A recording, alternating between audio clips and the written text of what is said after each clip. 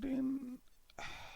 Bobby Moore and Sir Jeff Hurst, Trevor Brooking and Billy Bonds, Paolo Di Canio, West Ham United. We celebrate our victories, we stick together in defeat. Proud of our history, West Ham United, more than just a podcast. More than just a podcast. Hello, good evening, and welcome. This is More Than Just the Podcast. There you go, we've done all that bollocks. That's out of the way. Tonight, it's a special. Well, it's not really a special. It's not special It's at not all. really a special. It's makeshift, I'd say. It's sort of a DIY podcast. They've left me in charge, so it's always going to go wrong. I probably played the wrong crick, but I'm sure Groove from Despicable Me, when he's back next week from America, will tell me what I did wrong and put me right. But he's in America, so Sean's in America, people. I apologise to the Americans now, but he is on your continent. We apologise, but I'm sure like the eateries are really pleased. Oh, they are. Well, them, and it seems to be the cycle hire people. Oh, yeah. He seems to have taken up cycling. So there you go. It's me, Shedman, Nigel, no jingle, not bothered. My guest is, well, not my guest, the co-host as ever, is Mr. Lord Leonard of Canning Town. You Good evening. Yes, good evening. Hello, my friend. Hello. Bit of Neil Diamond there for you. That's the second tune I've pumped out tonight. Once before, that I've already forgot what I sung. Oh, I sung the Sesame Street Countdown. That's right, yes. Yeah. If you're old enough. Right, so tonight it's just me and Len. So what we've thought, and there's no football to talk about, and obviously there's West Ham stuff to talk about, but what we'd thought is, rather than us ramble for half hour, we'll just go straight into this. Facebook question time. Yes, people, it's Facebook Twitter question time, where you, the listeners, ask us, the presenters, questions. Of course, it don't always go like that, but let's see how we get on. So straight over to Facebook. We'll go to Twitter after for the Twitter artists, don't worry. And first up, it's the Reverend Dr. Jonathan Lowe. What do you mean, Jonathan? He says, Dearly beloved, I was very struck, Nigel, by your article about 3 p.m. Saturday kickoffs. Apart from the fact that, he puts in brackets, as well I know, Sunday games aren't so convenient, especially for the clergy. For many people, the tradition of Saturday afternoons is such an important thing which has now been lost. Do you think it's gone forever? Or do you think a campaign to allow the televising of Saturday 3 p.m. games would help bring some of it back? And he finishes off, I've got a quick message for Len. Thanks for my Yarmolenko print. It's absolutely superb, and I was dead chuffed to get the print #1. Thanks, chaps, and blessings, Jonathan. You're welcome, Jonathan. Thank you. And the reason why he got #1 because it was only out 5 minutes last week, and he ordered it while I was on air. Got in quick. That's what you got to do with Len stuff, you people. Just get in quick. You got to get in quick. Getting quick. Right, so John's question was, obviously... I'm glad he, a man of the cloth, brought that up, because, you know, church on Sunday, football on a Saturday. Why should that? Should that be too polarised? Well, I agree. I think it should. It's an important thing. But how do we... I mean, obviously, the article I did alluded that the price of success has meant we've only kicked off once at 3 p.m. on a Saturday, and that was in August. Yeah. I knew I was struggling to remember, but when I looked it up, I thought, blimey, that's not good, is it, realistically? No. And when you look at the upcoming fixtures, I don't think there's another one. So this was possibly going to be the worst season of 3 p.m. Saturday, is that something you just accept, or can anybody change it? Because it's obviously done because of Thursday being Europa League, and that means you play on the Sunday. Yes. What is the other option? There's not one really, is there? No, I mean they could, unless UEFA moved their game, but you know that's not going to happen. I mean, is there too much football on TV? Will there ever be too much? Yeah. I think so. It's strange because I'm saying there's too much football on TV. I was in a creative meeting. It must be 4 years ago now, because I think that's how long it's been since I've worked in creative agencies. Yeah, done a day's work, and and they were said that they wanted to introduce a TV deal for the last 5 minutes of matches, because of the TikTok generation couldn't keep their concentration for so long periods, that they thought a 5-minute bit at the end would be a sellable product.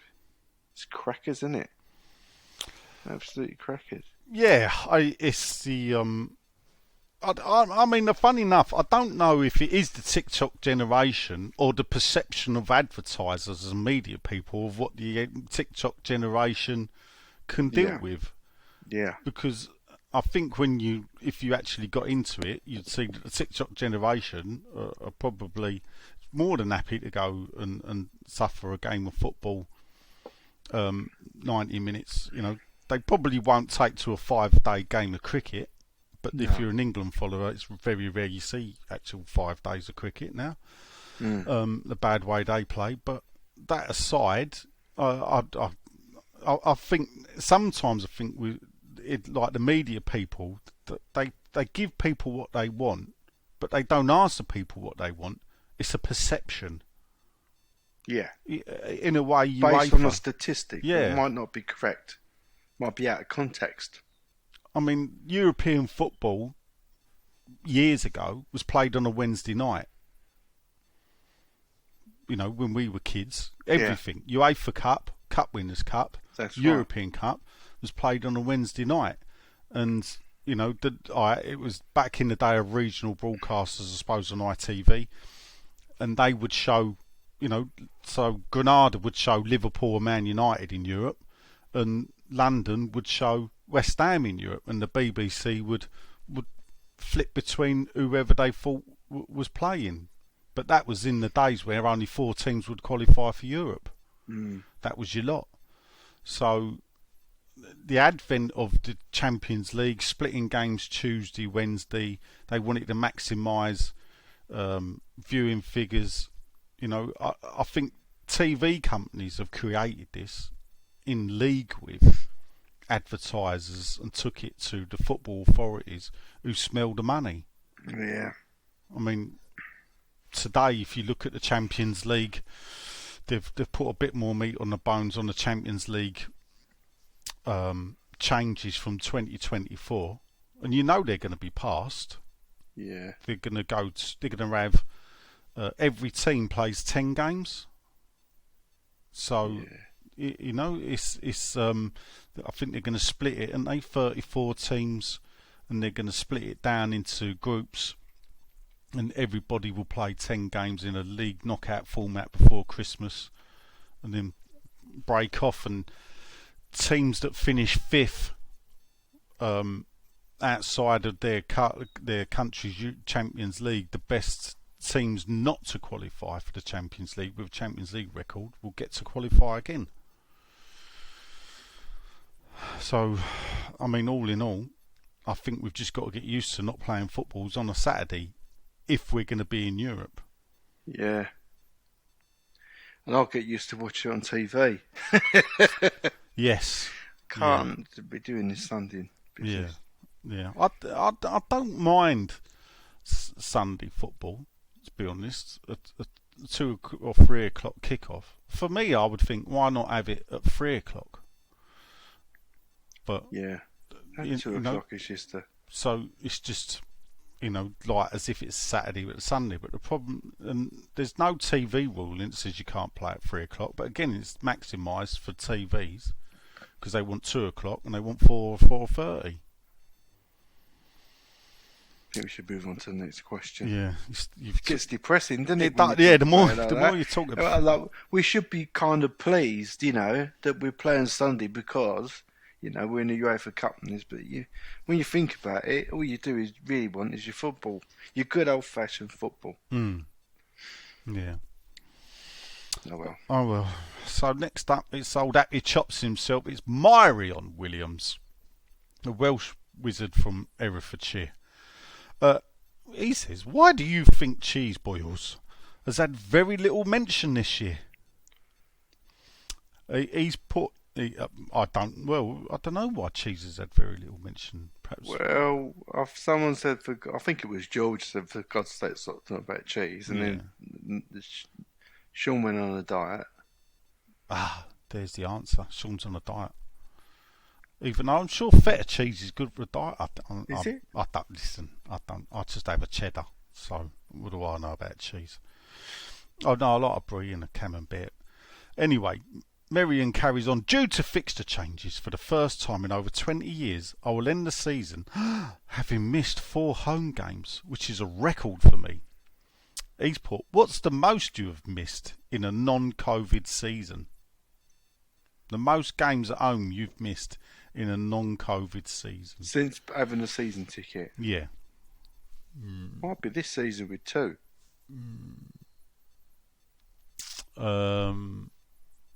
Actually, it could be 1 this season. Yeah. It depends if you... No, you can't count the Euro games because they're not on the... Yeah, I don't know. I'd struggle I to don't know think the answer. with home games. Do you know what? There was Trevor Brookings last season. I got into a bit of bother at school. And my mum. The only thing my mum could do that she knew would really hurt me was to ban me from football. Yeah, she got that right. But devious old Nigel. Young Nigel at the time. Young Devious Nigel. Devious young Just Nigel. as devious. Yeah. At 2:45 one day, said, I'm going out, Mum, on my bike. Now, we were living at Barking at the time, by the Barking bus garage. So it was probably by tube, 40-minute journey, me to walk up the tube station, wait for the tube, jump the tube to Upton Park, walk down. So my mum's thought, he won't be going football. But little did she know that I would cycle like mad up to the station. I could lock my bike at the station on top. The bloke would look after it, and I'd run down, and I would miss the first 15 to 20 minutes of the game. And then my mum for years did not know that's what I did. But it was funny. There was one game against QPR. I remember I literally walked in as West Ham got a penalty. We scored the penalty. We won the game 1-0. And you think, how lucky was that? But I think I did miss 5 or 6 that season. Before my mum felt sorry for me, not knowing I was actually going, and relented. So I did make Trevor's last game against Forest and the actual last game against Everton. Yeah. Which was quite funny. If people don't know, Yeah. they did a big celebration of Trevor Brookings' career on the Saturday. With a clock. Yeah, against his boy was the mascot, wasn't he? Warren was his son. Warren. Wasn't it? That's So right. he come with Warren, and they made a video of the day. Or and you can see the video on YouTube, and Trevor's woken up with the newspapers by Hilker, and it gets ready, it goes down to the ground, and it's this last Saturday. But because of fixture cancellations, we were playing Everton on the Monday night, I think. Monday or Tuesday night. So actually, while there was a big celebration for Trevor, we knew we were back again to wave goodbye to him. And if you see, there's a famous picture of him he got carried off, didn't he, on someone's shoulders. There's a painting for you. That was that night. But I think that would be the year for me. Who is the angriest? I think you are, Len. Oh, definitely. He says Shedman or Len. Oh, it's definitely me by a long way. Yeah. I'm an angry man, but I'm an artist. I'm all right. I'm allowed. Yeah. I don't really get Passionate. angry. Do you know, funny I say that, the only thing that winds me up is him. When he Yeah, I comes know. out, and that is the thing. It's just like, and he does it. He does it on WhatsApp as well, where he comes out with these things, and I'm like, oh, I fucking can't understand that. Yeah. But to elaborate on that a little bit more, to quote John Lydon, "Anger is an energy." My motivation to do things is I fucking show you. Yeah, That is sort of what gets me done. So I embrace the anger. I can, what's the word? Channel it. How about that? yeah, But I'm approaching 50. I'm not going to be as angry. I want a bit of peace, which is yeah, one of the reasons why I give up a season ticket with these. I can't stand them. I yeah. love West Ham. I'm glad we're doing well, but I just fucking want them out of my life. Yeah. I should think that won't fucking happen today of all days. No, probably not. Probably not. I don't. I mean, that's the thing. Throughout everything, I never got angry. I could get sort of upset and whatever, but I never had rage about the move. I think No. that the one thing is, when I started doing what I did, I knew we weren't gonna. I knew the club. If the owners wanted to move the club, they would move it. The only thing I thought would happen is if more fans would complain, it may have been a bit more difficult for them. I feel more rage in being let down than Yeah. because I was pro move to Yeah. a point, not renting and weren't. Oh, let's move on, quick. Yeah. Feel the bar coming up. Have you a concern that as a fan base, many will be looking beyond the Lyon game, but thinking that it's a formality? I mean, it's a Nothing we can do about it, is there? no. The thing is, when they dangle a further carrot, it's the same for the FA Cup, isn't it? If Yeah, you're it does ruin it. if you're in the third round and you get a replay, well, in the old days, for those that don't know, a replay is when you would draw the FA Cup game and they'd make you play again. I thought I'd throw that in for the new fans. I don't think we've got new fans. I think you're kidding yourself. But believe it or not, people, and if you drew that replay, they'd spin a coin and make you do it again. They would Yeah, go I on believe that. forever. Yeah. But anyway, so, and sometimes is that you on when they did the draw, you'd have the third round, you get a replay, and then they do the draw for the next round, and if you beat them, you play them. Like if we beat Luton in 1994, we'd play Chelsea at Wembley in the semi-final. Well, we didn't beat Luton, did we? No. In the replay at home. No. So it's sort That's of a bit typical. it's deflating, isn't it? Because I remember the build-up. All people were bothered about was, can I get a ticket for Wembley? Semi-final. Yeah, Oh, yeah. And Johnny Arson turned up. yeah, yeah. And lastly, Maid Marian finishes with rumours of a fire sale at Madrid. Would you accept Gareth Bale in a West Ham shirt? Blimey, of course I would, but I mean, that's not going to happen, is it? I'll say that. That's all we need. We don't need 4 players. I can anticipate there's going to be a lot of question about transfers because, Yeah, I really don't want to think too far ahead about this rebuilding job that's got to go on. Firstly, selfishly, I really don't want to think anything about Declan leaving because I've got paintings of him to sell. you better knock them out quick then. I know. Fucking hell. And I don't, but I'm anticipating questions over Yeah. transfers. Okay. Well, we move on to the lovely Greek goddess from Forest Gate herself. It's Belinda Hello, Kaikitis. Belinda. Hello, peepees, she says. She then says, why don't they have football matches on Saturday at 3 p.m? I remember going as a child with my dad and getting chips on the way home. Oh, yes. Loving the show. She gives us a kiss each. Lovely. And Thank she says, you. I do know the answer. It's all about the money. It's always all about the money, Belinda. I mean, aside, is there a way that where they could perhaps say, if you're going to have broken football, it still has to be played on a Saturday and Sunday and stop all this Friday night and Monday night football? I'd like that.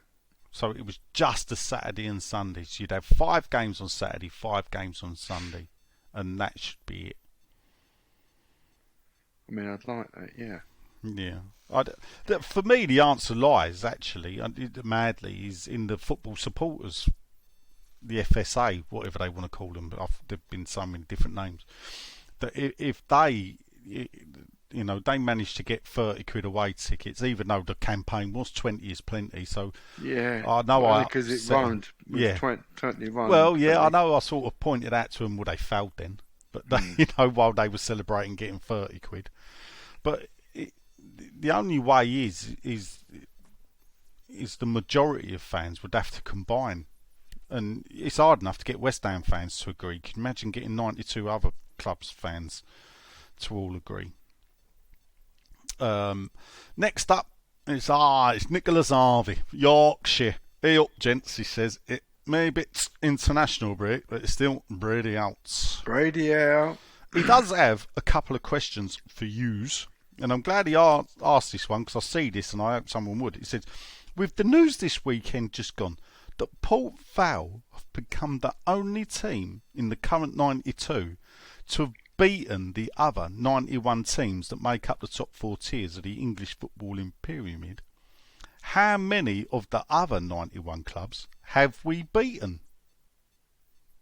I couldn't even give you an answer.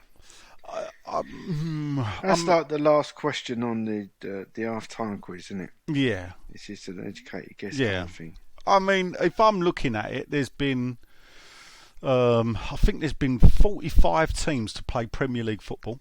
There might be 47. So, we've probably played. We must have played against at least 70 or 80 teams. Whether we've beat them all or not, I don't know. I suppose that's something for me to work out, isn't it? When I want something to write about. Yeah. That's a good point. I would hazard a guess at 70 to 80 because I did see that and that stat. I mean, that's a great stat for Port Vale, isn't it? Yeah, it's fantastic to beat. But there's a lot of clubs that have come up from non-league or from the conference in Division 2 that obviously we've not ever played. Yeah. And it's hard to imagine that there's loads of clubs in non-league now or the Conference League that we've played. You look at the likes of Notts County, Wrexham. I mean, Notts County were top division in 1992. Yeah. Under Neil Warnock. That's right. Nicholas does finish up. He said, how long do we think before Rice becomes England captain? Did you watch any of the England football? No, I didn't, no. No, neither did I. He didn't start. I'm guessing he came on. Yeah, I heard he come on. I just read he come on. It was a dull game and he come on and he livened it up. Oh, was it? I know. That's my Declan. Yeah, Rodney Marsh was gushing over him. So that's how I thought, he must have come on. Yeah. Nick will be pleased to hear, Nick Harvey, who owns one of my paintings, Billy Bonds is now in his club now, owns one of my paintings. There you go. How about that, Nick? You got a bargain there, son. Yeah. Every time something like this happens, the better your deal looks, mate. Not like I like to oversell things. Of course I do. It's my job to oversell things. Yeah, why not, mate? Len sent me a picture that nearly drew me to tears, people, and I would genuinely say that. And it takes a lot for me to do that. Me as well. I couldn't paint for the rest of the day. I'll bet. I was fucking up left, right, and centre after I saw that. I thought I better put the paint down. Wait till you stand in front of them, mate, with it.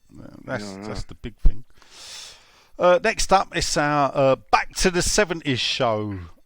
cast member Jason Backhouse. Evening, gents, he says. So following the most boring first half of an England game I've ever seen, Deck gets introduced to the fray and livens it up somewhat. The media praise him to the hilt and are starting to see what us Hammers fans have been seeing for a good few years now. The boy's pure class and a definite England captain once Kane disappears. He says, thoughts on Deck's display against the Swiss, and can we, in all honesty, hold him back from the untold medals and riches that wait? Well, you've got our thoughts on Deck's display against the Swiss, Jace, because we didn't watch it. That's it. In fact, that might have been the comment that I saw. All right. That, Yeah. All right. We didn't watch it. Yeah, I just caught a bit, but all right. So what we can go with, can we hold him back? Is it right for West Ham to demand one more year out of him to keep doing that? Can we do that? Are we demanding? No, I mean, as fans, he's showing them. I'm not saying as a club, as fans. Well, I mean, I've accepted that he deserves better than us, but then again, we also need to be ambitious, don't we? So it shouldn't be too difficult to keep Declan and build a team around him as well. So, if we do get 6th or 7th, it's a good result and it's progress, and that we should be looking at keeping that. And like here at Declan, I'm so trying to kid myself, aren't I? Well, and this is the thing, because what I would then jump in and say 6th or 7th is success for us. But not good enough for him. But it ain't good. But and at the end of the day, he should be playing. I got involved in the ESPN Facebook post about Declan Rice, and where I pointed out I've probably seen nearly 100 games that he's played in, and he is the real deal. Where all these foreigners from around the world were questioning, is he as good as this? And a few of them piped up and had a pop at me. He's not as good as Fabinho. And I'm thinking, well, I think if he was playing for Liverpool, Declan Rice would keep Fabinho out of the team. Yeah. So, and that's the thing. It's playing for West Ham, I think, madly, does in this day and age hinder his career. And I suppose at the age of 23 now, he's got to be looking at the very top end. He's got 9 years. Once he gets to 32, I'd imagine that'd be the end of his. Do you see what I'm saying? Like that'll be it. At the age of 32, he'd possibly be looking to rejoin West Ham, if you get me drift. Yeah. Like Joe Cole did. I saw a thing the other day where he's the same age as Stuart Slater. Stuart Slater, happy birthday to Stuart Slater. The other day was 53. I like Stuart. He's a nice guy. He's a lovely, lovely bloke. And I had possibly one of the best 20 minutes of my time talking about West Ham was standing outside the boarded up bowling ground, because I'd seen him walking round on his own. I clocked him. I'm thinking, Stuart Slater. I was at the bowling, and I thought, let me follow him. I'm not a fanboy, but I thought, and I see him stop by the gates. So I went up. I went, all right, having a look round, and he stood there and spoke to me and another bloke for 20 odd minutes. He said, I just needed to come and have a look. And I thought, mate, that's it for me. Yeah. You're a star. But he left us to go to Celtic at 23, and he admits it was the wrong move for him. Yeah, I know. I won't say very regretful, but yeah, he certainly regrets that. Yeah. There's a story to that. I mean, frankly, Jace, to answer your question, I don't think it's right for us to hold him back. I think we need to maximise the amount of money we get for him, and for me, I can't see it going over 100 million, 80 to 100 million. Yeah. There is a After worry. he signs the paintings and I sell them. Well, I'd just get him to sign them. I think the selling bit, I think you'll have no trouble getting rid of them. But yeah, just make sure he sells them first. All right. Next up, it'll be my Dodsey mate, a West Country Hammer, the scarecrow in the field, the Boris Johnson of West Ham United. No, his hair's a bit better brushed. All right, my handsomes, he says, how's you doing? He's got questions, which is good. Can we have your opinion on the Will Smith Chris Rock incident? I thought it was fabricated, but possibly not. Did you see it? I did see it. What do you think? But why would you say that was fabricated? I'm trying to think of the... Well, he slapped, he didn't punch him. It looked like, I only watched it at like 6:30 this morning, so it sort of slapped him, or I couldn't see there was a punch. And there was no scuffle, he just walked off. And I'm thinking, them two cooked it up. But that was seeming like an own goal to fabricate that. I mean, Yeah. Considering what's going on in the world and them two having a fucking play fight. Yeah. Hey, talking of which, while Sean's not on here saying, don't say things like this, don't say that, Yeah. there was a publicity stunt. I think enough water's gone under the bridge that completely backfired in the League One football. What must have been the last international break. A guy who I used to work with, he went to a football match of his local team, which is good that I can't remember what it is because I can't get in trouble. And one of the guys on the opposition team does a podcast. He's big mouth. He says things for effect. And he started a bit of beef with the opposite. Oh, I remember what it is. It was MK Dons versus Wimbledon. No, it wasn't. It was someone who played for... it was something to do with MK Dons and Wimbledon, and an ex-player slagged the fans off, and this ex-player did a publicity stunt and pretended that he was getting abuse from the crowd, which he was, but the team walked off. And the twist is, they walked off for 10 minutes, and when they come back for 10 minutes, some guy had a heart attack in the stand that would have happened at half time. But because they were carrying on, the ambulance couldn't get to the guy. And the truth was, this was a pre-planned incident to get publicity over what was the international break. Because there's no Premier League, they thought they'd grab the headlines. All right. And it backfired. It's a shit story now, said it out loud. If I would have told you at the time, it would have been interesting. But So what happened to the bloke with the heart attack? Was he all right? Well, I think so. But there's a couple of other heart attacks that weekend as well. I'm guessing. Did the player's name begin with A? Yeah, that's him. Right. Okay. I think that's him. Yeah, that's him. Yep. Big guy. Yeah. So I know who it is then. I didn't know he did a podcast, but I know exactly. Well, I didn't tell them. Because I thought it was strange what happened there. Because you'd think, really? And Yeah, now it was what you're overreaction, saying, wasn't it? yeah, it was just like you would just let it go, wouldn't you? So You would, wouldn't you? well, I thought you would, yeah. Yeah. All I right. mean, it's Streisand effect, and it was just bringing attention to it. Yes, yeah. Anyway, it's supposedly pre-planned. Dodsey did go on to say, should Will Smith have defended his wife like that? I don't know. You hear things about it. I don't know. They talk. She's got a podcast. What it turns out, I found out today from women in the office. She's got a podcast as well. She's got a podcast. What is it with these podcasts? I know. They think they can say anything they fucking like. She washes her dirty laundry in public. Well, it's a good job it is a podcast then. Well, that's the thing. And then, obviously, the Chris Rock joke, I didn't think was that bad.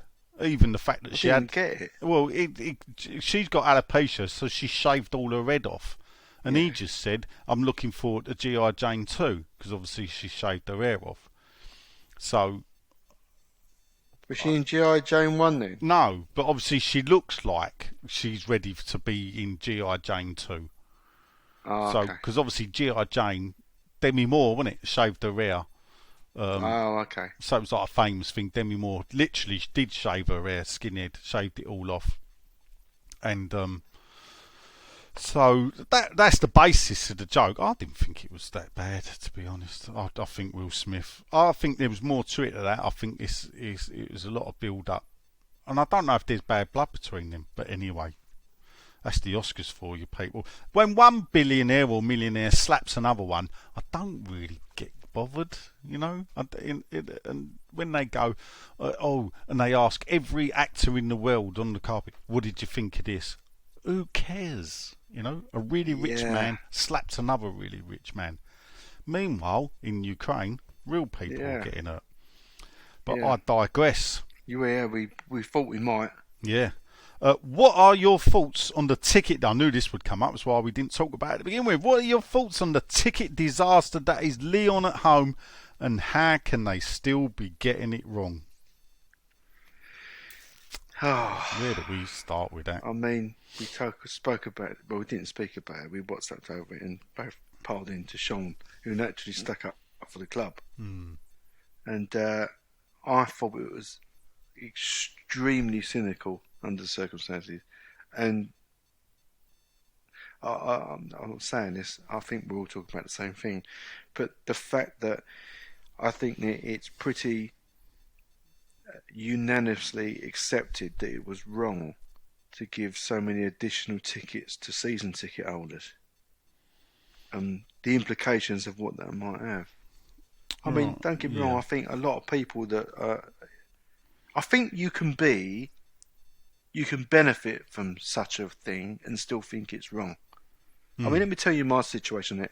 I had such a shambles getting my ticket anyway that after an hour I gave up and just said I'd watch it on TV because I had to deal with my mum who's got dementia. I couldn't concentrate on my painting, and I was thinking to myself, look, I kind of enjoyed it not going last time, and I'm happy to do it again, and I washed my hands of it.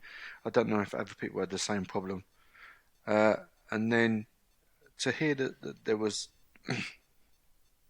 extra tickets told the season ticket holders, some of which 5 years ago would have been a +2.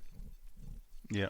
That would have brought in 8 fans introduced to that game who didn't really want to go to Upton Park. And a lot of people missed out. I think, if you ask me, I think it's part of their project of introducing a different type of fan and a cynical way of just increasing their client list rather than reward customer loyalty. Yeah, I don't know if you know, they've sort of compounded it even today in that it looks like Lyon have sent back a load of tickets. So they've put more tickets on sale today. Yeah. Rather than making it exclusive for club members. Yeah. Season ticket holders can now buy another 2.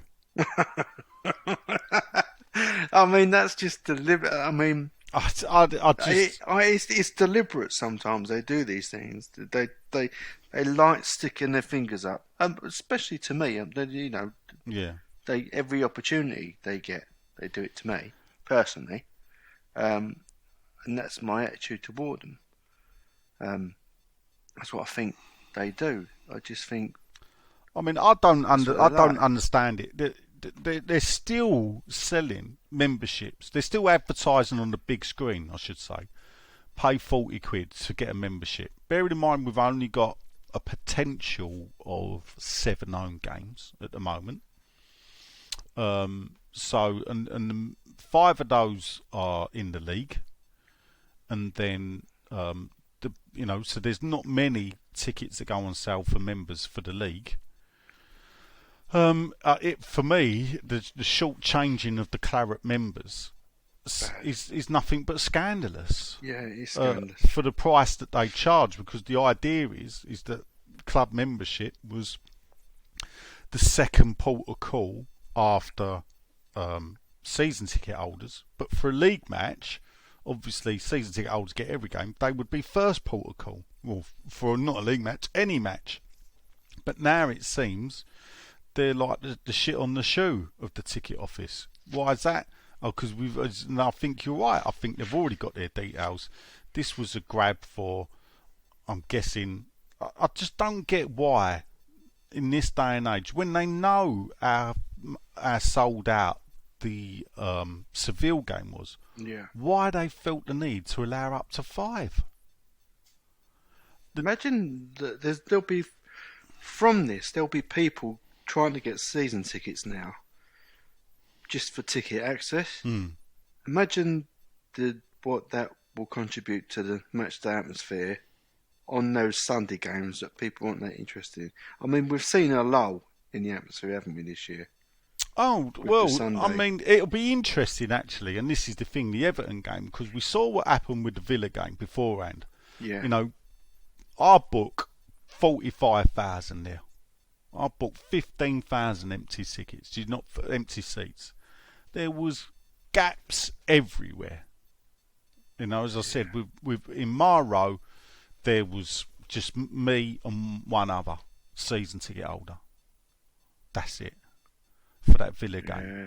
So it just shows you, you know, what they've done is that, and it all goes back to, and I'm glad he's not here because he'll go boom in and shut us down. But actually, this goes back all the way before we moved to the sales office tactics. +2, yeah, and the selling of season tickets and the I'll have another one. Buy a kid even if you don't use it. Yeah. So they got their sales, and you ended up with 10,000 children's season ticket holders out of 50,000 season ticket holders, and you think, well, that ain't. There was, you know, that 20% of the crowd was not kids.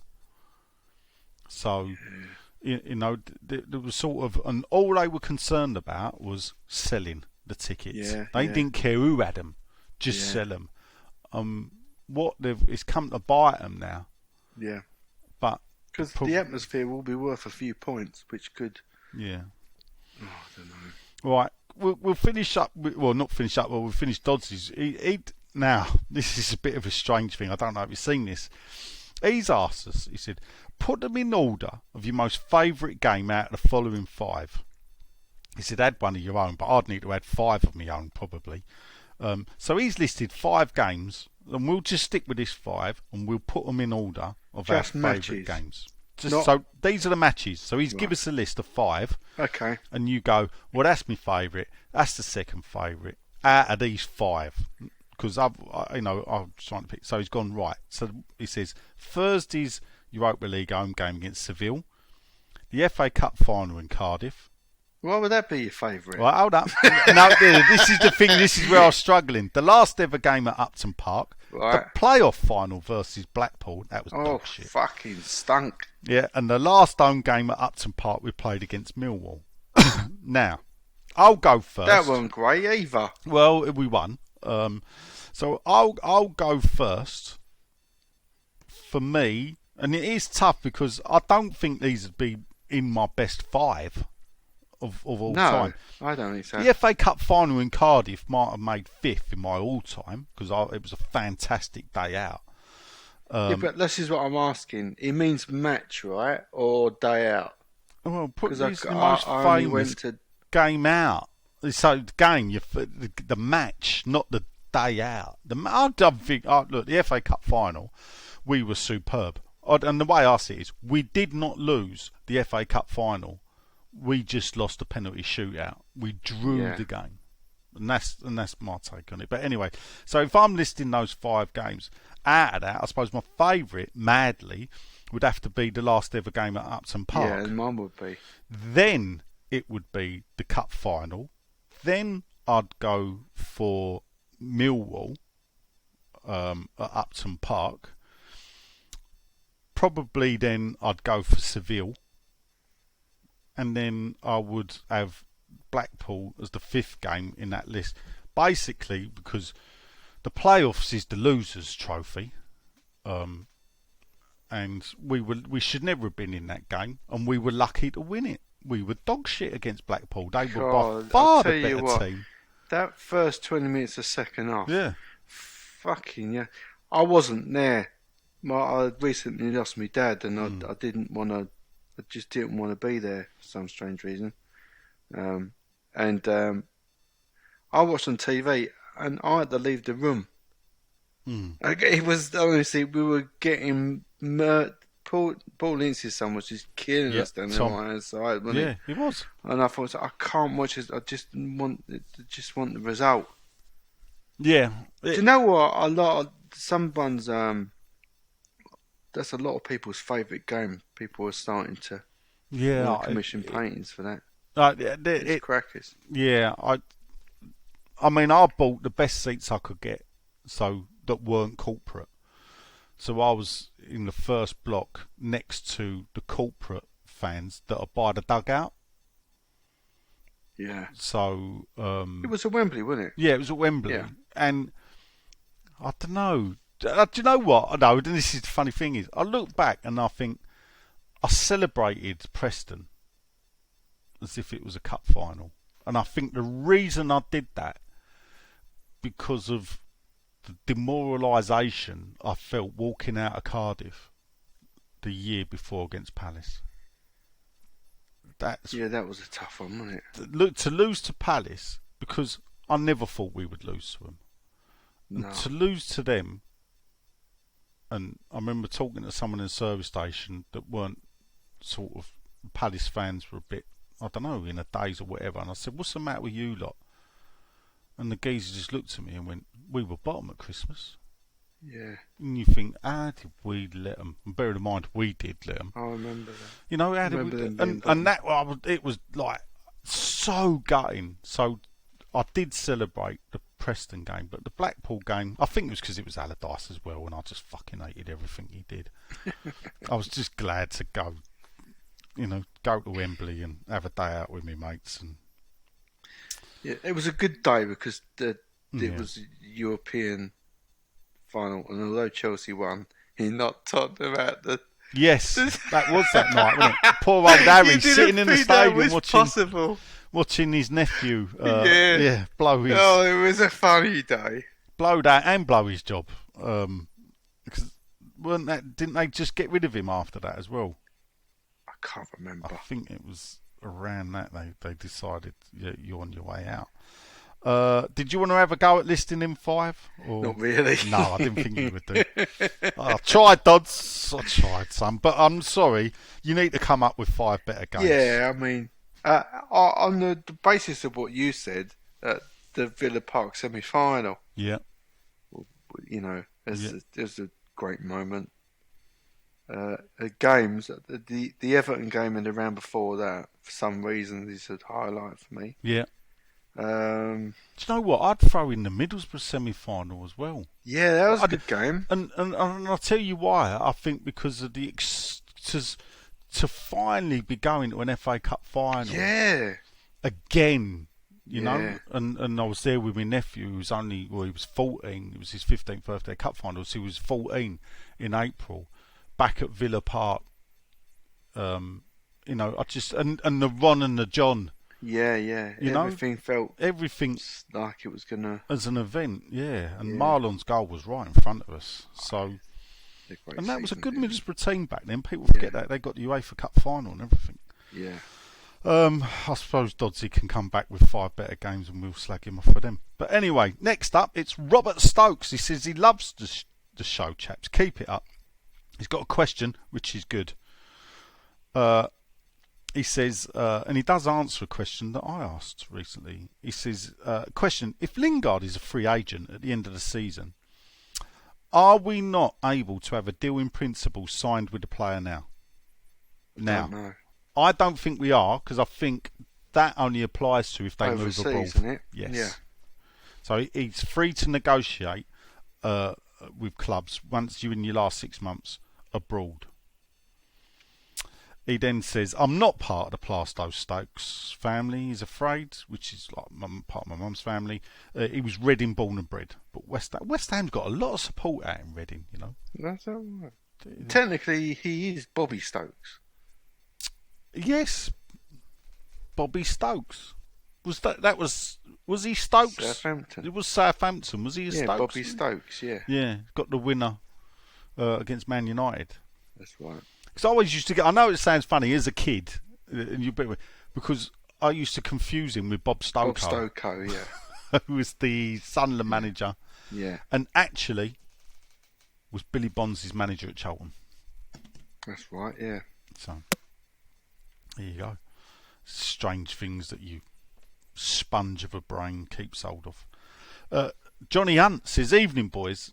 He's Good evening, Johnny. talking about next season. How many signings do you anticipate we need next season in order to, he's got the magic word here, progress, with obviously players leaving due to being deadwood or out of contract? Brady out. Brady, I'm so not looking forward to this. That I fucking really am. I'm not looking forward to it. anticipating total meltdown of fan base. Yeah, I am. Complete impatience, Yeah. delusion, disillusion. Yeah. I am not looking forward to that at all. No. Follow cricket or something this summer. Do not. I repeat, do not get your, I'm following England. Not get involved. Yeah. No, don't follow. Do something else. Learn something new. Well, I'm happy the IPL started, so I can't see us getting more than 3 or 4 players, and that's not going to be enough, is it? do you know? It's telling, isn't it? With Moyes, and this is the thing: is Moyes so old school that he only likes to have 16 players? Probably. And it does make you wonder that he's happy having a core nucleus of 16 players that he will keep, and that's it. Because I think if Ogbonna was back, at the moment he's only using about 13, isn't he, or 14. Ogbonna coming back would make it 15. So, and throw Arioli in, I suppose you got 16. So I think that's Moyes' mantra. He don't want. The problem is, and this is where I think West Ham fans need to realise that the big clubs, even the likes of Man United, can have 50, 60 million pound players sitting on the bench. You ain't ever going to get a 50 to 60 million pound player that will be happy sitting on West Ham's bench. No. You look at Ben Rama, 25 million pound player. He ain't happy sitting on West Ham's bench. No. So, and this is the problem. We can have a fantastic, good 14, 15. What we can't have is a fantastic 20 to 25. No, we can't. So, I'm sort of erring with you, 3 or 4, but Yeah. it depends how many will leave, how many do they re-sign, and what happens with Declan Rice.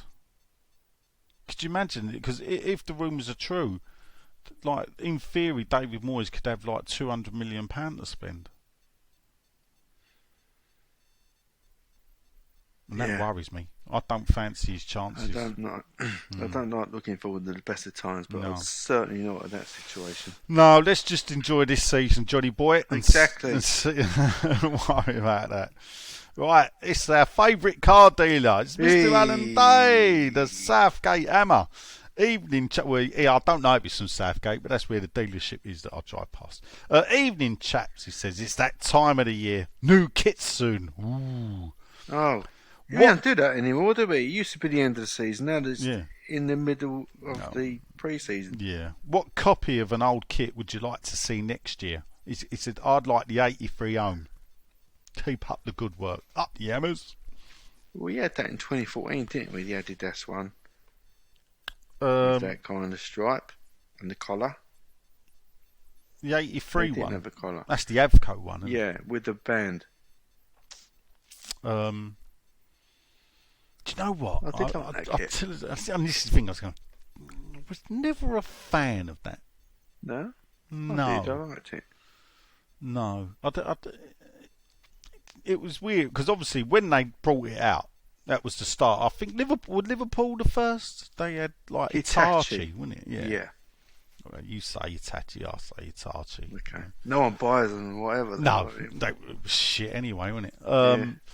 But yeah, I was never. And they put it there, the band, but we never had a sponsor, did we? No. So it Always was laugh for like everything. it was one of them things where they said, "Look at this space." Yeah. It was like they literally created it to put someone there.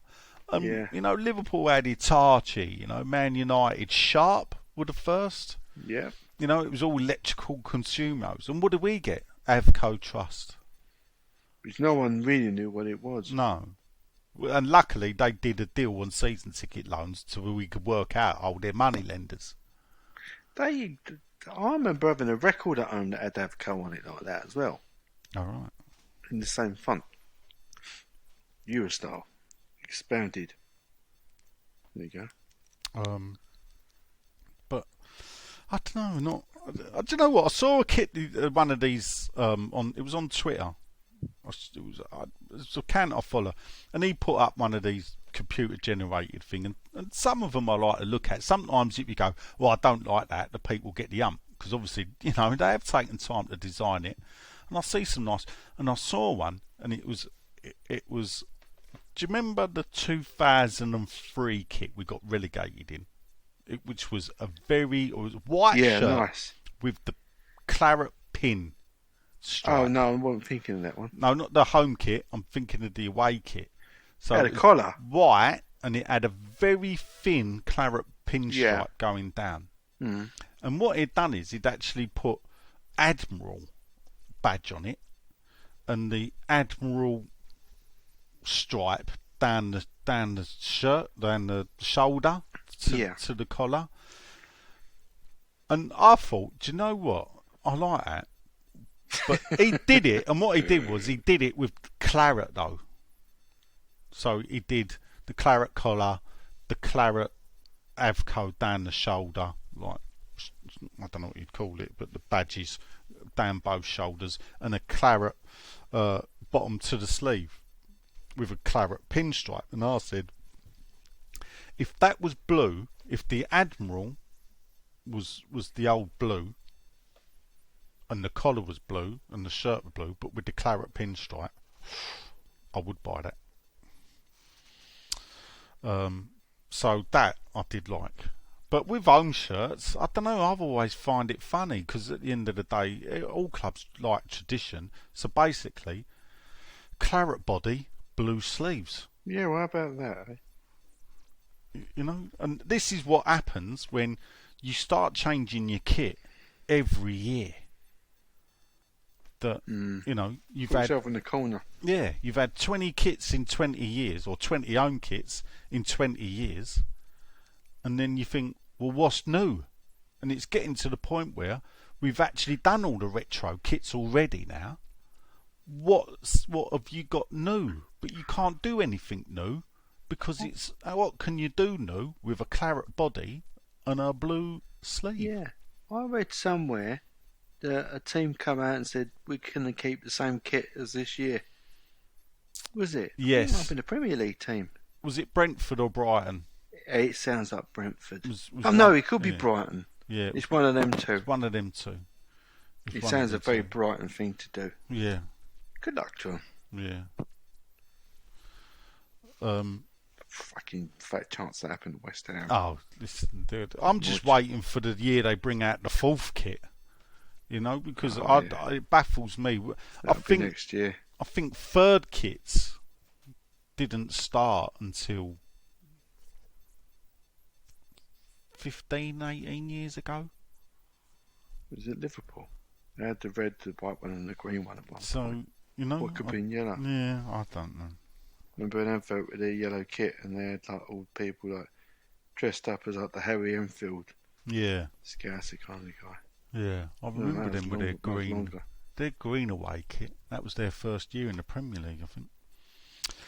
Anyway, there you go. Next up is Grant Croxford's oh, our favourite carrot cruncher, from Boycester.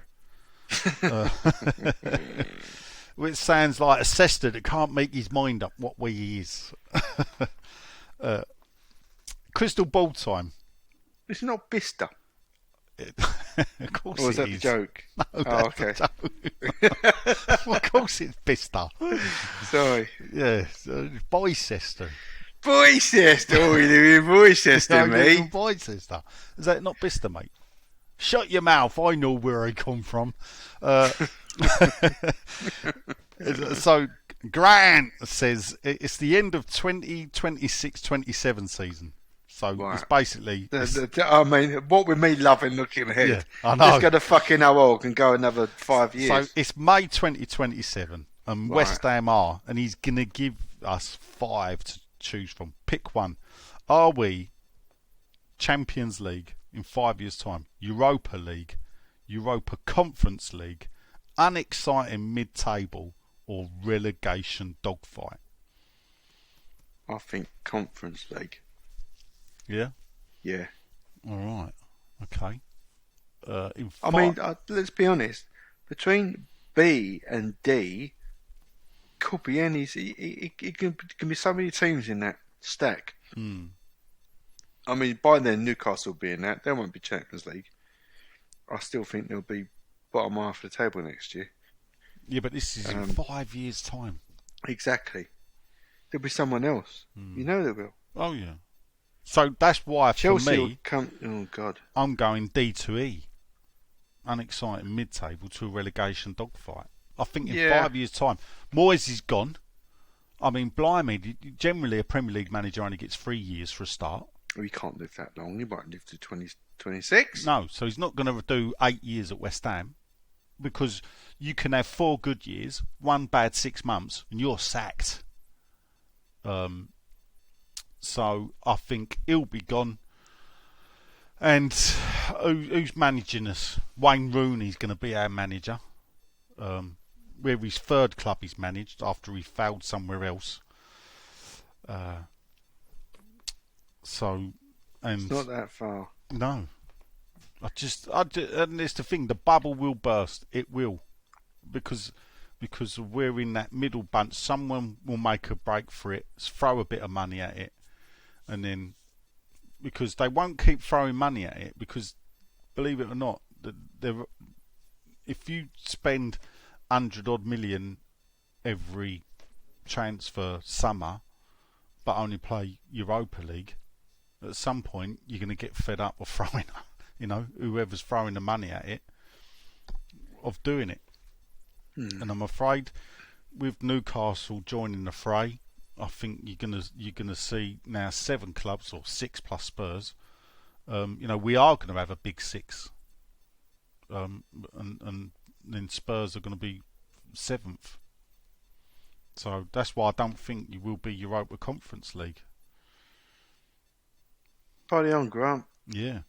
Cheers for that. Cheered us right up. Charlie Fox has got another kit question. Oh, He says, blimey. we've seen black, purple and navy third kits in recent years. What novel colour, or colours, would you like to see next season? He says, right, he's gone for, I'd go for burnt orange and dark grey. I can't think of anything else other than the orange. If he says that, I think we'll maybe a gold. Do you know what I'd do? And I'll throw it in with, I'll combine this with Alan Day. Yeah? Alan Day's question about retro and whatever. All right. I would love another Ecru kit, which are called cream. So, Couldn't bear it. really? 1995. That was Yeah, a didn't like centenary year. Actually, I've just answered my own question. I think that was the first year we had 3 kits, but it was done to celebrate the fake 100 years of West Ham United. The pseudo 100 The pseudo years. one, yeah. You know the one because in 1988 they were still telling us we were formed in 1900, but then very soon later they changed it to 1895. Yeah. So that's what I'd go for, the Ecru kit. I must admit, I did love that. And How if I'm- about an emerald green? Not a deep bottle green, not a British racing green. Glossy. I don't know. It's No, I don't like any of them. I'm not going to say something I like. I like claret and blue, and then I like the white and light blue shorts. yes. I didn't mind the black. Well- So keen on the navy anymore.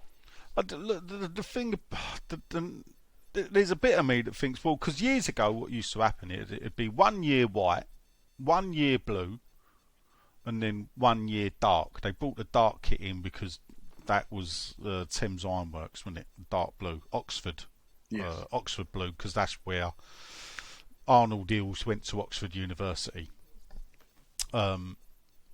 So that's why West Ham then invented the blue. So they used to swap it round, and I didn't mind that. I've always loved the claret with the blue with the claret stripes. Yep. My favourite all-time kit or colour would be all white.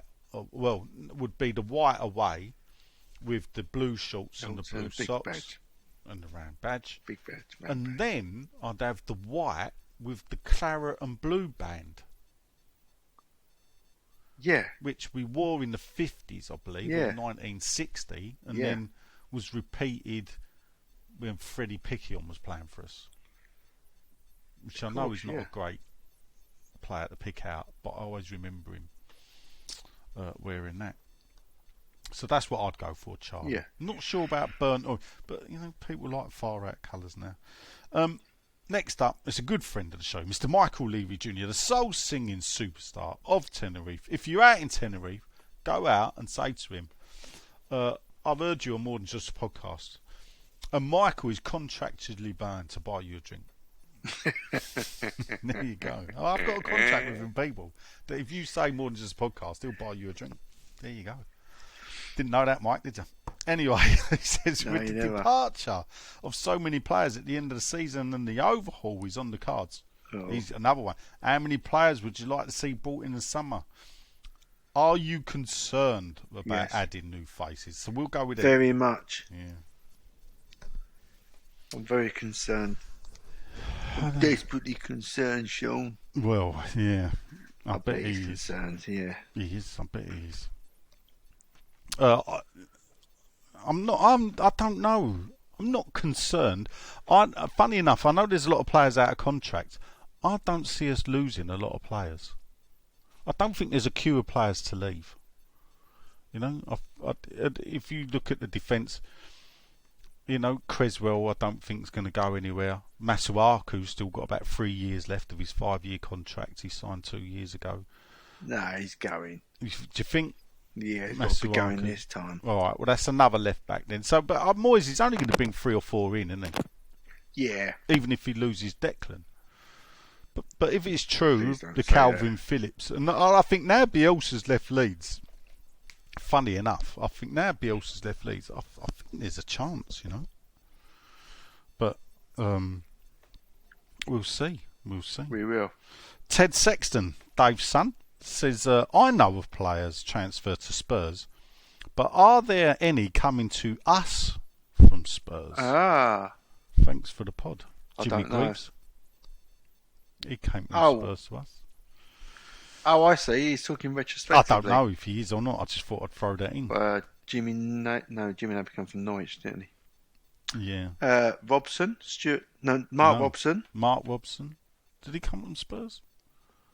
I think he did, yeah, I'm pretty sure he did. Johnny Moncur came from Spurs. No, he didn't. He No, came he from come from Swindon. Swindon in the end. Yeah. Do you know who came from Spurs? Bobby Zamora. Yeah, Matty Everington. Matty Everton, yeah. They got the same part, same deal. Were they? Yeah. Don't think so. Defoe deal, wasn't it? Yeah, I didn't think Everington was already there, wasn't he? What, West Ham? Yeah. Got me thinking now. I know that because I did write an article today, or yesterday, or the other day actually, that I published today, about Defoe's retirement and him being the last of the golden generation to retire. What did you think? Oh, he was in the golden generation, was he? Do you not think he was? I think if Defoe would have stayed, I think we would have won a cup. Do you not think he's part of the gold? He was one of the last of the golden generation. I mean, the golden generation. Where did it start and finish? Right, I suppose so he did. Yeah, I suppose he. This yeah. is it. So we got Rio and Frank. That Our continued. golden generation. Yeah, you our mean? golden, the West Ham golden Yeah, I got generation. ya. Rio and Frank, Yeah. Joe and Carrick, Yeah. and then you had Defoe and Glenn Johnson. Yeah. What? Wow. Yeah. Yeah. So when did Rio What come could in? go wrong? 95. Rio played May 95. I think was Rio's debut. So between May 95 and 2003, all of those players came and left. Yeah. I'm just going to Everington in my book. Luckily, there's not many E's. And we look, and his debut, Carrick. Preston North End, August 2003. So he was signed. Well, he was signed by Glenn Roeder then. Yeah. Oh well. There you go. Right, next question. We'll move on. Thanks for that. He's always good with questions, Ted. I like them. Short, sharp, direct to the point. Yeah. And singular. Right, and singular. Yeah. Oh, Dodsey. Yeah. Good God, Dodsey. A white paper, that's not a question. Jamie Mark says, how much is too much? You ready? When it comes to pie mash in one sitting. How much is too much? Depends how big your belly is, Jane.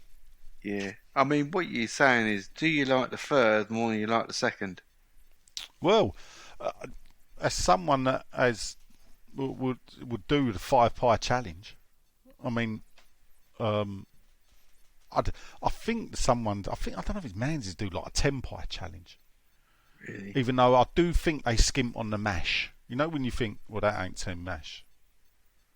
You know, for me, if you're having pie mash, it ain't just about the pie. The mash is an equal member of the party. You got to get, as Crossy said to me when he done his spaghetti bolognese, Yeah, you got to get the ratio right. that's right. Otherwise, you're all over the place. Yeah. And I have committed the cardinal sin when it comes to pie mash by having a 1-on-1 when I go on my bike at lunchtimes. No, I don't think that's a cardinal sin. And for me, sometimes you think you just want to, you fancy a bit of pie mash, but you don't want nothing too heavy. Yeah. Because you don't want to spoil yourself for the rest of the day. You know Yeah, you're going to have something to especially eat on the later. bike. I'll just have a 1-on-1. Yeah.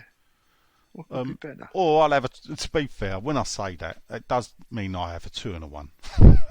Okay. Yeah. So, You have another one for dessert. well, I can eat 2 pies, so 1 pie just don't seem like enough to me. But yeah, so take, it's up to you, James. Frankly, I remember the first time my mate Lawrence, who's a West Ham fan, a fellow locksmith, we bumped each other at Bethnal Green, so we decided to go and have pie mash, and he walked in and I think he went 4 and 2. I was Goodness like, me. are you having a lot? And bearing in mind, I carry a bit of weight, and Lawrence didn't. And you think, where the you put in all that? 4 and 2. Weren't a special occasion. We were out on a work day. Not like we'd gone out with the evening meal. Next up, Darren O'Grady. Top of the morning to you, Darren. I hope you're Irish. If not, never mind. Evening, gentlemen. As we are all keenly looking for new additions, not all of us, to help us push on to another very strong un-West Ham-like season, and long may it continue, says, we are getting closer to losing Mark Noble. This year, romance aside, we obviously lose a hard-working, able passer. Would you see us buy a centre midfielder? Or his thought would be to see Pablo Fornals being used more centrally, as he's handy on either foot and regularly works his bollocks off, which should allow Benrahma, Vlasic and Oxoflex to break out of rotation and the overdue long-term left-back replacement. Do do we have any absolute certainty reinforcements and any realistic targets that you'd like us to try and sign? Quickly, I would say I think actually another left back is an absolute certainty. If Masuaku does jog on as many would like to see him do, I mean it's obvious he can't play left back, and his last outing at left wing back weren't that great. But I think a left back and another centre midfielder. What do you think? Well, still a striker, I'd like. Well, yeah. See, when you start picking the bones of it, innit, you think, oh yeah, we can't go another season. Oh, don't tempt them. Dear, oh Please don't tempt them. Yeah, another striker, and Lingard straight away. Do you know who I would like? I would say it now, and I still maintain it. I'd bring in Sam Maximin from Newcastle. I'd have had Traore from Wolves all day long, but but he's gone to Barca, so he ain't coming. So the next one is I'd have Sam Maximin, because it keeps Moyes playing the way he likes to play, and it's a natural fit for Antonio. Yes? Yes. There you go. Yeah, I like him. I think he's a great player. Don't think we get him. No, probably. Well, and this is the thing. Newcastle could be going in a different direction. Sam Maximin, I don't buying think... bad players and get rid of the good ones. Well, yeah. Well, you say that. He was good when they were bottom of the league, yeah? Is he any good now they want to be top of the league? Apparently he goes a little bit in and out. Yeah, but that's what so he's made for us, isn't he? Yeah. And this is the thing, you know, we ain't going to get the really good players that are top notch to come and play for us. We've got to get these players that are a bit in and out. Look at Mikel Antonio. He was in and out of Forest. You know, and we got him, and absolutely right. It changed him. Players can do it. Oh, I'd love some Maximin. I really would. Yeah. Sean Cronin says he's answered that. He said, I hope we've undertaken serious scouting mission of Stuttgart's left wing back Borna Souza. Apparently he speaks fluent English. He's 24. He's a good defender, lightning quick, with a wicked delivery, set piece and in play. He's got 7 assists, 2 goals for the team. He's helping to drag out of a relegation battle. He's got 3 assists in his last 3 games. He can play in the back 4 or wing back ahead of a 3-man defence. Would be a great assistant too, and the ultimate replacement for Creswell. Kills lots of birds for just the 1 stone. And keep all the Northerners happy. He finishes with his proper gravy as well. And then next up we've got Stuart Ling. You alright, Stu? Yeah. How we doing? To be fair to him, I see him on Twitter. He was wearing a retro 83 top, and quite smart it looked as well. So nice. It had the Avco badge rather than Avco Trust. Yeah, I saw that. Yeah. Because I think it was Avco like Trust first. Nothing like it. Yeah, I know. Your memory goes back a long while. Yeah. The colours are wrong, but you know. Yeah, it's the wrong blue. Yeah. Yeah. Never mind. Then again, the club made real kits with the wrong blue and scarves with the wrong blue. So, Brady out. Brady out. He says, is anyone else fed up with the constant media musing about how much Declan Rice is or isn't worth? Talk shite being the worst culprits as usual. But it gets them ringing up though, Stu, doesn't it? Gets them ringing up. If they wind you up, you want to fucking deal with their accounts department. Fucking hell. Jesus Christ, talk shite. Stu goes on and says, end of the day, and this is where I say he's worth whatever the club that buys him decides he's worth. Yes. While he's still under contract. Yes. And that is exactly right. To us fans, the players and the coaching staff, he's priceless. Priceless. But that's not going to matter once inevitable arrives. He says, I echo the sentiments though from Nigel in last week's pod though, stay and be an all-time legend Yeah. for us, Declan. Well, Yeah. that's, but I personally can't see it unless the board get their finger out this summer and match his lofty ambitions. We'll probably need to lift that trophy or top four. We ain't getting top fours, Stu, so it's all or nothing realistically. But imagine the pressure, and this is the thing. Imagine the pressure on the Europa League final. Yeah. Fucking hell. So who are we going to play in the Europa League final? Well, it won't be Barcelona. Could be Rangers. They ain't getting through, You don't surely. You think what? Well, they done Dortmund, and Leipzig are no Dortmund, so they can do Leipzig. So then I think, is it Porto are still there? When you look at the other four in the other groupings for the quarters and semis, we did get shortchanged. Typical. Bad draw, ain't we?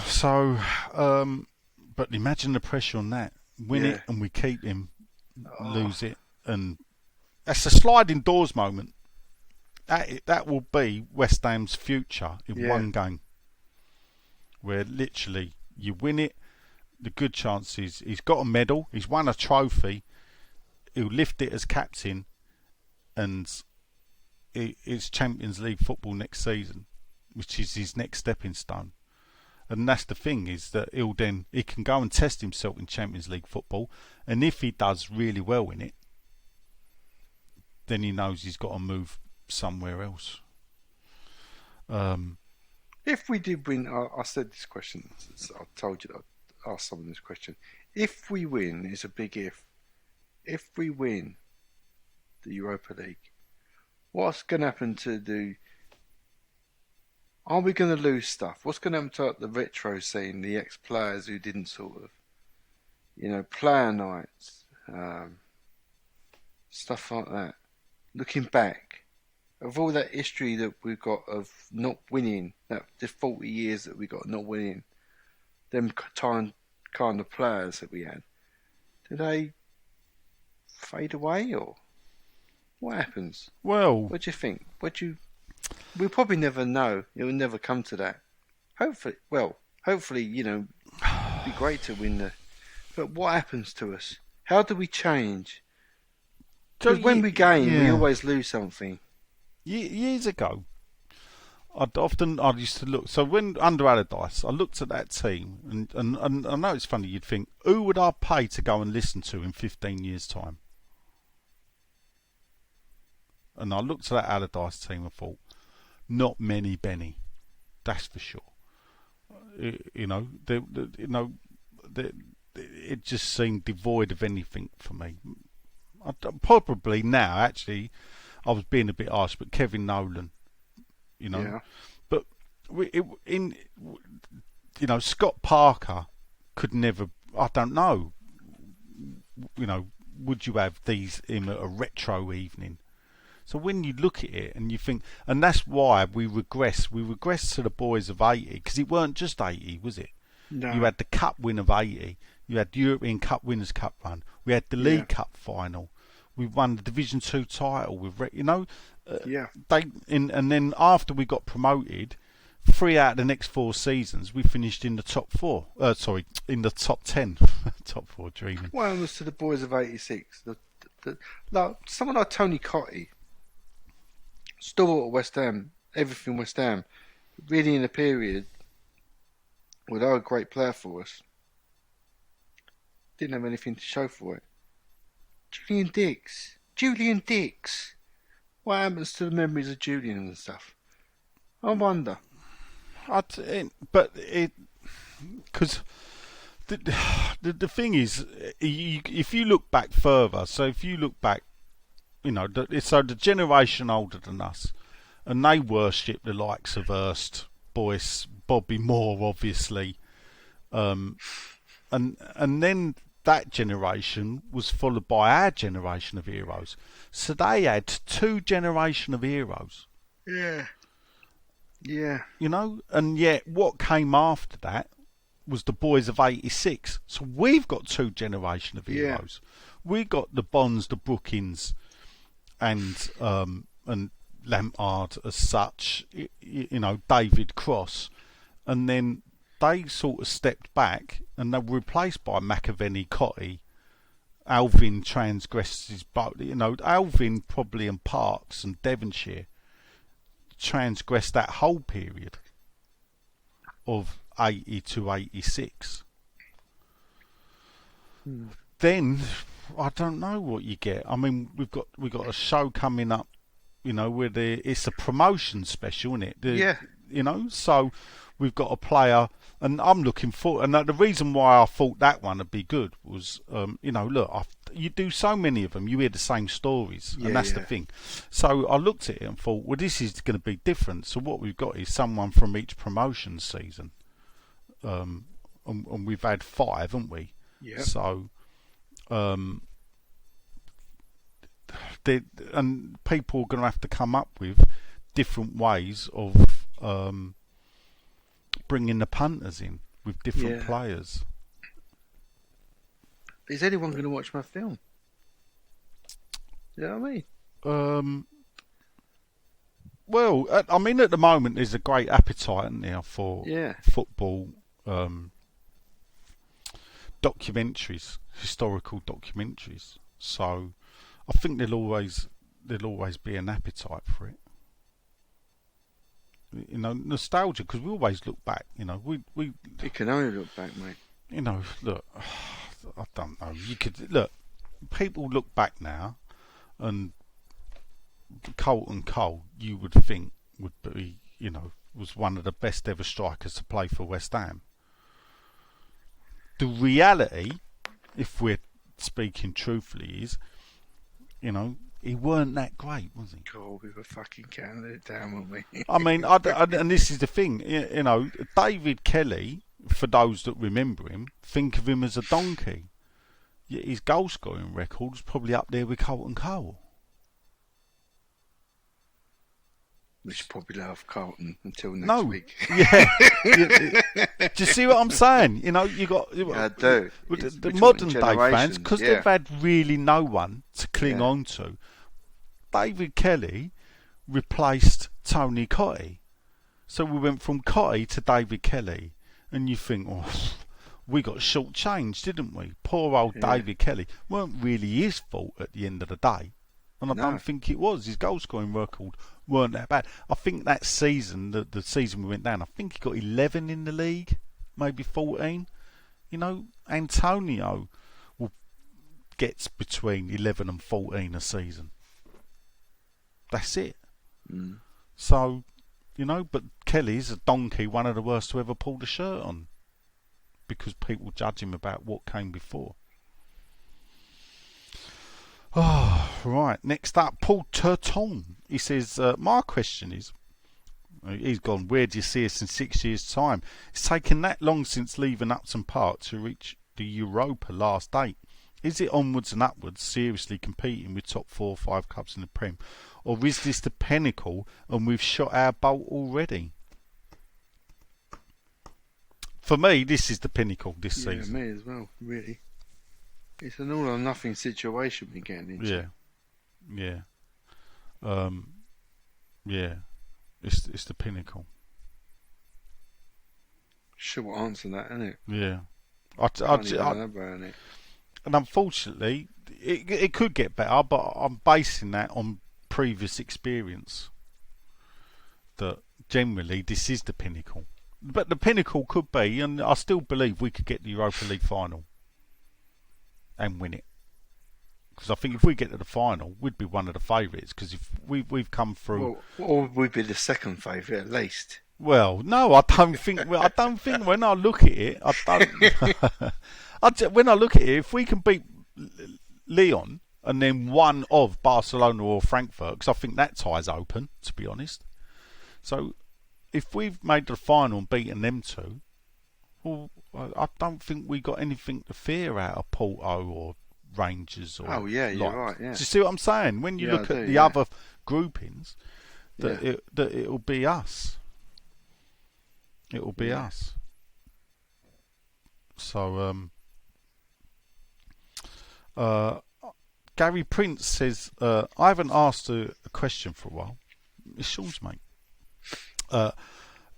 My question is, would you like to see Karen Brady out of West Ham? And if so, why? So, we can leave the first part, because believe it or not, we don't do that or say it for effect, people. We actually do believe Oh, it. yeah. Why? Do you know what? I think what sums up the way Karen Brady runs the club, the season, the ticketing for Lyon game. Yeah.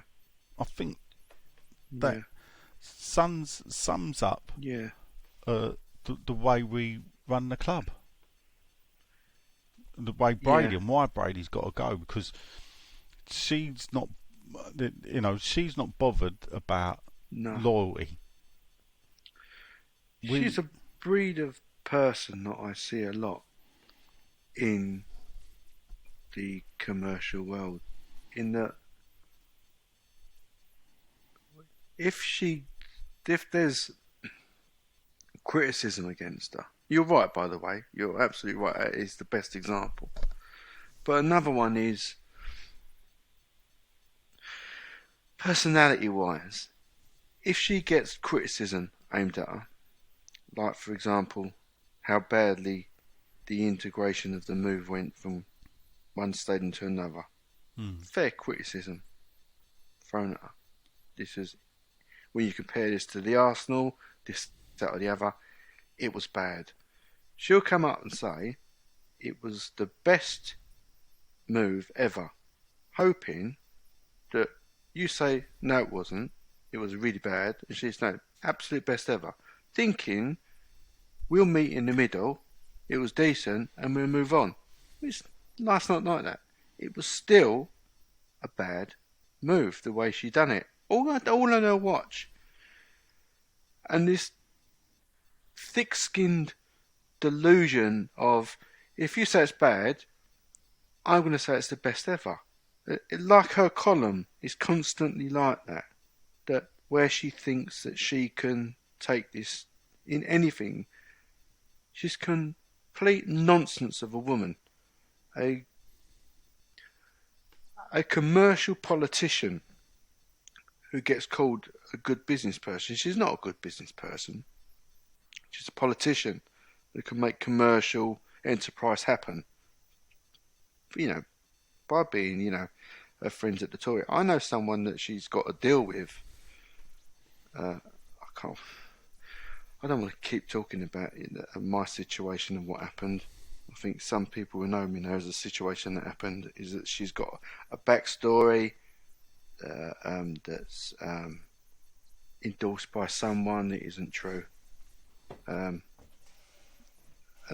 this don't need it in football. Makes a difference at the end of the day. And it's like the ticket situation.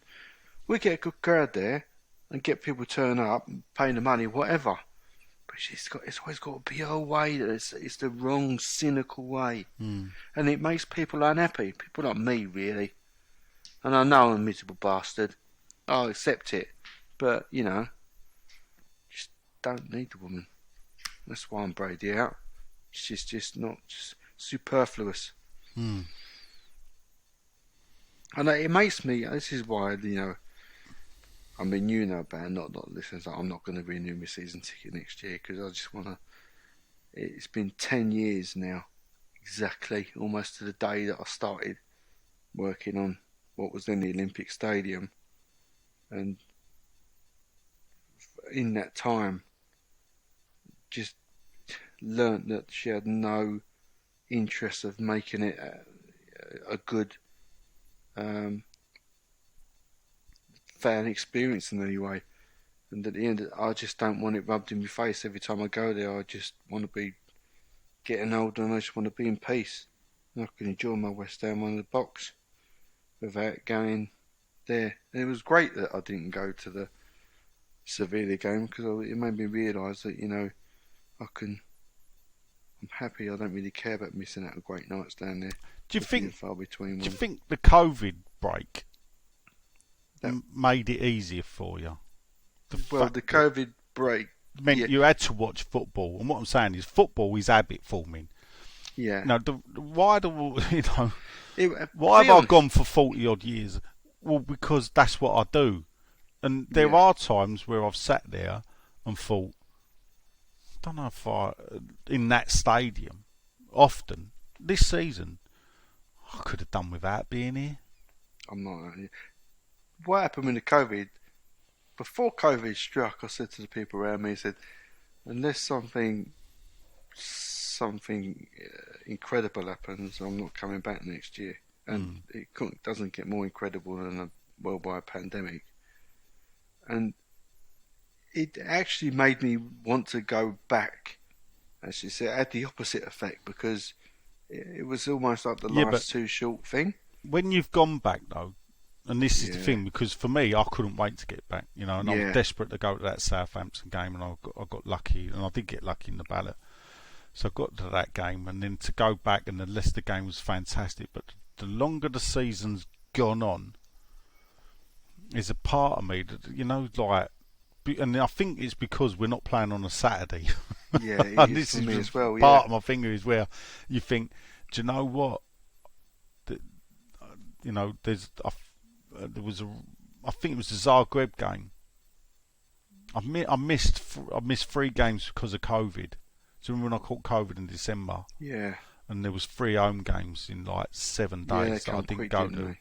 Chelsea, whatever, and watching them at home, where before I'd be climbing the walls, I weren't that bothered.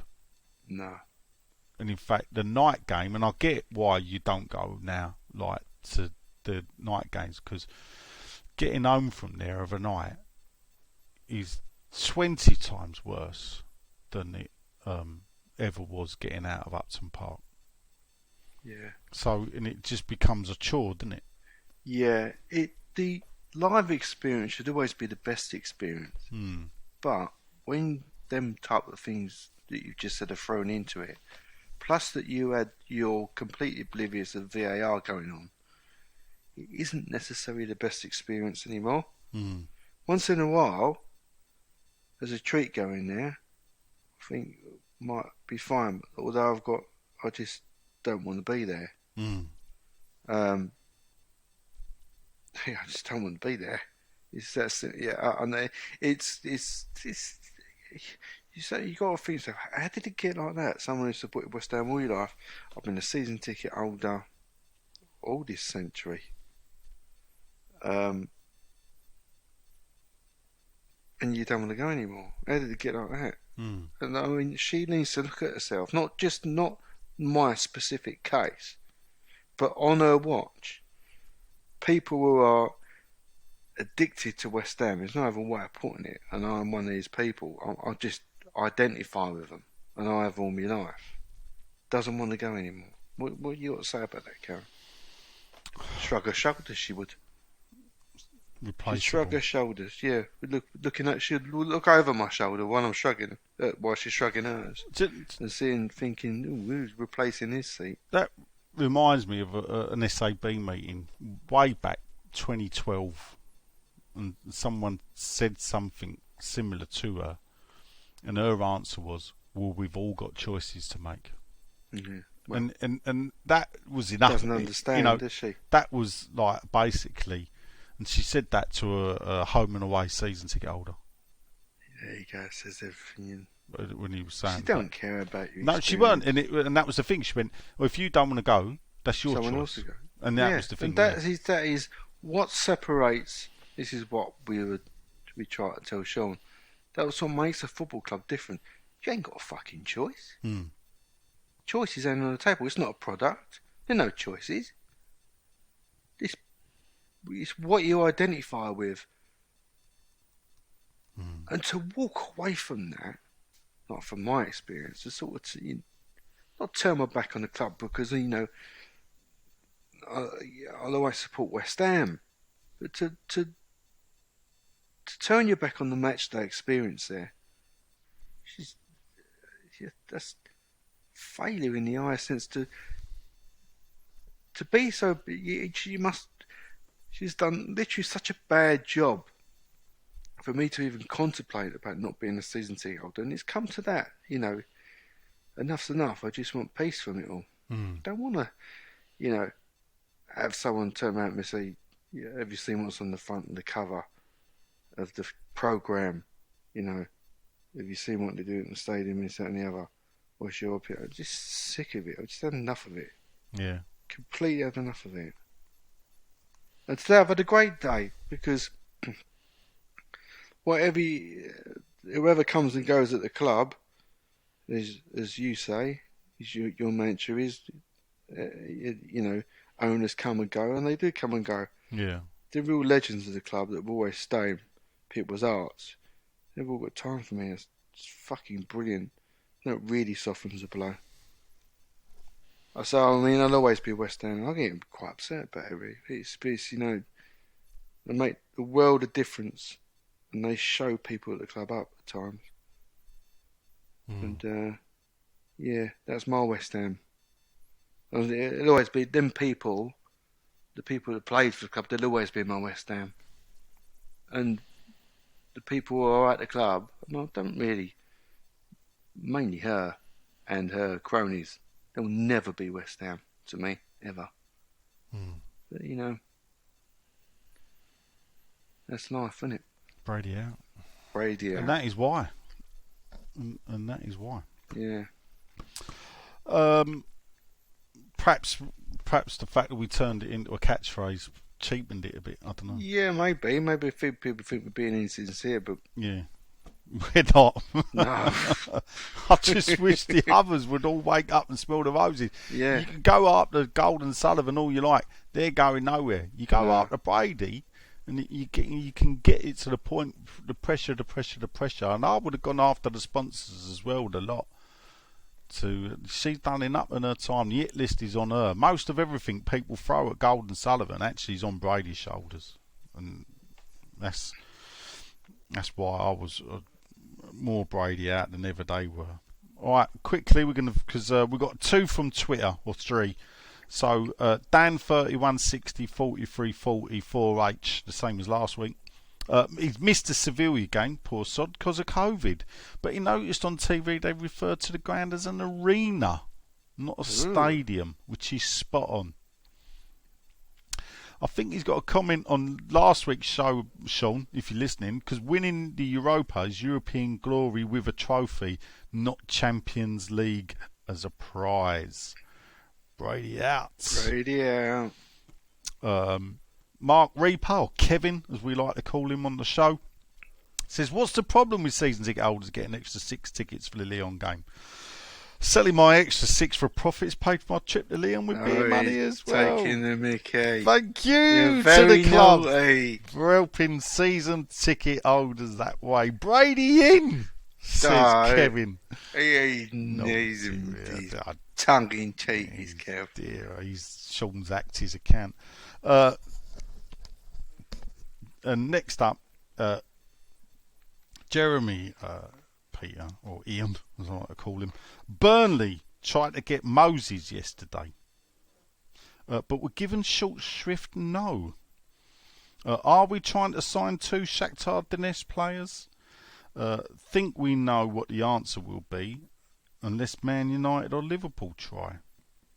Well, I didn't know about that. I must be out of loop. So they couldn't get Moses. Could they get St Paul if they try? Is he available? Is he back from his walk? I shouldn't really do that, should I? I'm only joking. Chris and John. You have to be careful now, innit? So why were Burnley given a no to Moses? This is the thing where the UEFA strange ruling says, you can sign Russian and Ukrainian players on loan. And you're thinking, well, can we? Because they're still contracted. If Moses is playing for Spartak Moscow, I believe. So if Spartak... Is this Victor Moses? Yes, sorry, yeah. Not real Moses. No, not literally, yeah. So, yeah, Victor Moses. So, I don't know. It's if Spartak Moscow, who he's playing for, I believe, he's definitely in Moscow, are paying his wages, then You know, if it's a loan thing, you know, there's no way they're going to want to. There's no way they're going to want to allow him to move on, are they? No. Just looking now, Victor Moses. Oh, so the Premier League blocked Burnley's attempts. So this is a story I've got here, for those that don't know. Burnley tried to sign Victor Moses from Spartak Moscow, as said, but have been blocked by the Premier League. Moses finds himself in an uncomfortable position at the Russian club as the war in Ukraine intensified, and he wants to leave. But the Premier League transfer window closed in January and does not open again until the summer. So this is the thing, they can't. He's not a free agent, so I'd imagine that only free agents can get signed, isn't it? At the moment. All right. So, that's all the questions. That's it, isn't it? That's it. What do we normally do now? Predictions. I don't know. We got any predictions? Should we do predictions and fuck the others? So what's the prediction? The predictions are for Everton. Fat Frank's back. Well, we done this prediction last week, didn't Did we? Yeah, because he didn't think we were going to do this. All I right. we beat him. Yeah. God. Oh, if you want to know our predictions, people, just tune in to the end of last week's show Yeah. and you'll hear what we Although said. we I were think cutting I in said and out. 3-0. You did. So, I was going to say 2-0. yeah, there you go. Well, that's the end of the show, people. Yeah. Thanks for listening. I hope you enjoyed this special of Nigel and Len's Facebook Twitter question time. Yeah. And until we are back again, which hopefully will be with all of the gang next Monday night, I bid you adieu. And the reason why I say adieu, because if you do Wordle, use that as your first word, gives you 4 consonants. See you later. Bobby Moore. More than just a podcast. Bobby Moore. More than just a podcast.